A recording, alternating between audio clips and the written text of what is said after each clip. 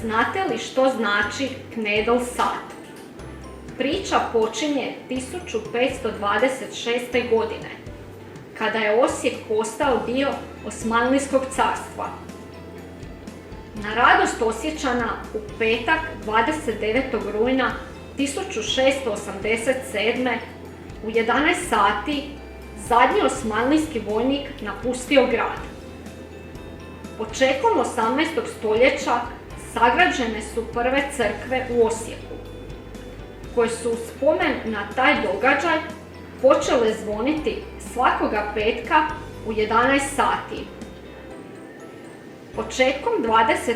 stoljeća osječke su domaćice petkom na nemrsni dan kuhale tjesteninu, pa je tada nastao sat za zakuhavanje tjestenine, kako bi ručak u podne bio na stolu.